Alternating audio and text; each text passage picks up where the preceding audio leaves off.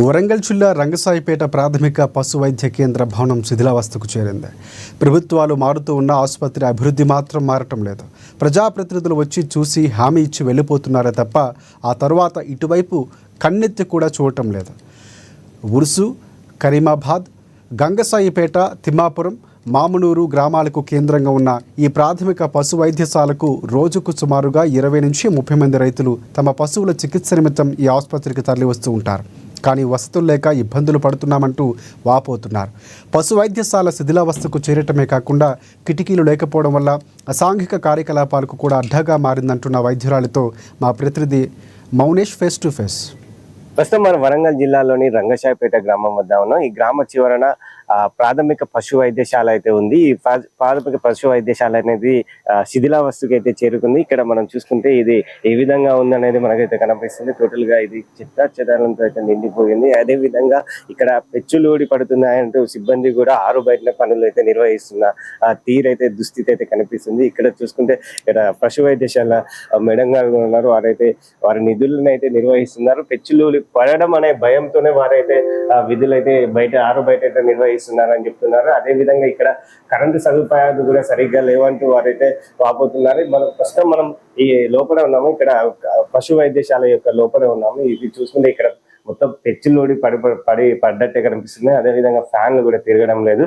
Total గా ఇక్కడ ఈ పశు వైద్యశాల అనేది హీనంగా మారిపోయిందంటూ వారు చెప్తున్నారు. అనేక సార్లు ప్రభుత్వానికి విన్నవించుకున్న ఎలాంటి వీళ్ళ నుంచి ఎలాంటి స్పందన కూడా రావడం లేదంటూ వారైతే ఆవేదన వ్యక్తం చేస్తున్నారు. దీనివల్ల ఈ ప్రతిరోజు 20 నుంచి 30 మంది రైతులు అయితే ఈ ఆసుపత్రికి వచ్చి వారి పశువుల చికిత్స నిమిత్తం వస్తుంటారు. ఇటు తిమ్మాపురం, కరీమాబాద్, అదే విధంగా మామూలుకు సంబంధించిన రైతులు అయితే ప్రతిరోజు 20 నుంచి 30 మంది రైతులు అయితే ఇక్కడికి వచ్చి చికిత్స నిమిత్తం అయితే వస్తుంటారు.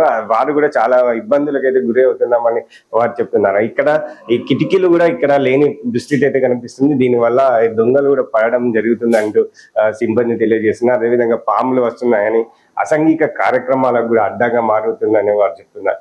ఇది రంగసాయిపేట చివర ఉండడం వల్ల, నిర్మానుష ప్రదేశంలో ఉండడం వల్ల అసాంఘిక కార్యక్రమాలకు అడ్డగా మారిందంటూ వైద్య సిబ్బంది అదే విధంగా స్థానికులు తెలుపుతున్నారు. ప్రస్తుతం మనతో ఇక్కడ పశు వైద్యశాల డాక్టర్ గారు ఉన్నారు. వారితో మాట్లాడుతూ చెప్పండి మేడం, ఇక్కడ ఆరు బయట మీరు విధులు నిర్వహిస్తున్నారు, అసలు ఏంటి ప్రాబ్లం ఏంటి? ఇక్కడ బిల్డింగ్ అనేది శిథిలావస్థకు చేరుకుందండి. లోపల కూర్చుందామంటే పెచ్చులు ఊడి ఏ టైంకి పడతాయో తెలియదు, మీద పడతాయి అనే భయంతో బయట కూర్చొని విధులను నిర్వర్తిస్తున్నాము. మా పై అధికారులకు చాలా సార్లు ఇన్ఫర్మేషన్ ఇచ్చినామండి, ఎవరు పట్టించుకోవడం లేదు. మా ఇది 41 డివిజన్ లో ఉంది. ఆ కార్పొరేటర్ గారికి కూడా ఎన్నోసార్లు చూపించాము. ఎవరు కూడా ఎటువంటి పరిస్థితుల్లో కూడా దీన్ని ఎవరు పట్టించుకోవడం లేదు. దానివల్ల మేము ఇక్కడ అందరము ఇబ్బంది పడుతున్నాము. ఏ టైంలో అంటే మా ప్రాణాపాయం జరుగుతుందనే భయంతో బయట కూర్చొని విధులు నిర్వర్తిస్తున్నాం. దొంగలు కూడా పడి ఇంట్లో ఉన్న వస్తువుల చిన్న వస్తువులను తీసుకెళ్లడం జరుగుతున్నది. అంటే ఏ విధంగా అసలు ఏంటన్నా అసాంఘిక కార్యక్రమాలకు అడ్డంగా, అంటే నిర్మానుష ప్రదేశంలో ఉండడం వల్ల అసాంఘిక కార్యక్రమాలకు అడ్డగా మారుతుందని స్థానికులు చెప్తున్నారు.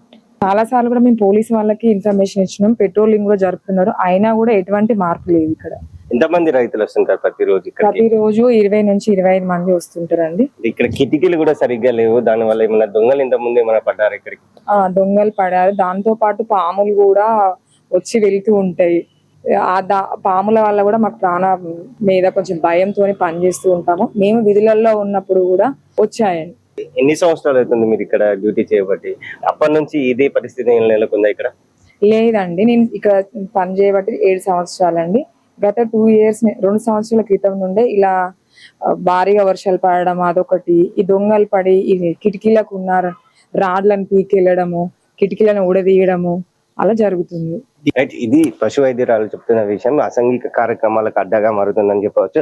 ఇక్కడ చూసుకుంటే బీర్లు సీసాలు కూడా ఉన్నాయి. మనకు కనిపిస్తున్న విజువల్స్ లో ఇక్కడ బీర్ సీసాలు కనిపిస్తున్నాయి. అదే విధంగా ఇక్కడ కిటికీలు లేకపోవడం, ఫ్యాన్లు తిరగకపోవడం, అది ఎలాంటి పరిస్థితులు ఏర్పడుతున్నాయి. అదే విధంగా దొంగలు పడి, రాత్రిపూట దొంగలు పడి ఇక్కడ కొన్ని విలువైన వస్తువులను కూడా తీసుకెళ్తున్నారంటూ పశు వైద్యశాల డాక్టర్ కూడా చెప్తున్న పరిస్థితి నెలకొంది. ప్రభుత్వ అధికారులకు ఎన్నిసార్లు విన్నవించుకున్నా ఎలాంటి ఉపయోగం లేదని, ఇకనైనా కొంత శ్రద్ధ పెట్టి ఈ పశు వైద్యశాలకు ఎంతో మంది రైతులకు ఉపయోగపడే పశు వైద్యశాలను బాగుపరచాలంటే ఇటు డాక్టర్లు అదే విధంగా స్థానికులు తెలుపుతున్న విషయం. కెమెరా పర్సన్ మధుతో మౌని షేన్ న్యూస్ వరంగల్.